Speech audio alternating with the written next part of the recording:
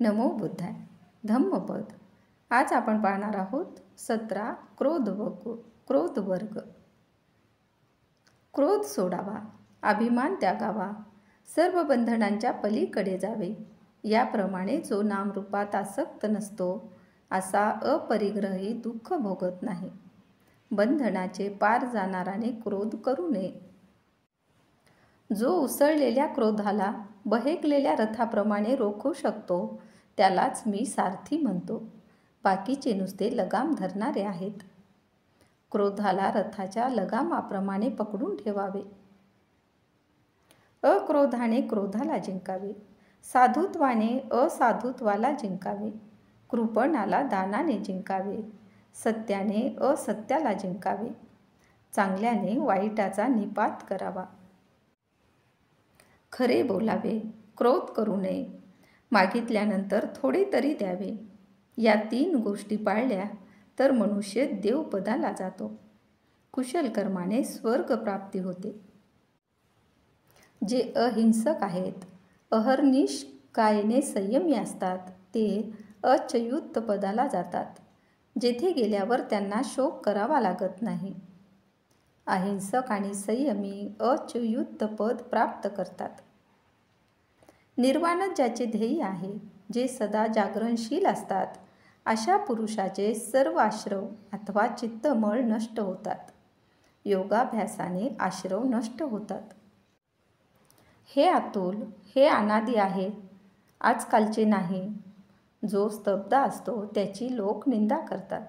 जास्त बोलणारा तसेच मितभाषी माणसाचीही निंदा करतात. अनिंदित कुणीही नाही. ज्याची निंदा होत नाही असा दुनियेत कोणीच नाही. सदैव ज्याची निंदाच होते किंवा सर्वथा ज्याची प्रशंसाच होते असा पुरुष जगात झाला नाही, होणार नाही किंवा विद्यमान नाही. अगदीच निंदित किंवा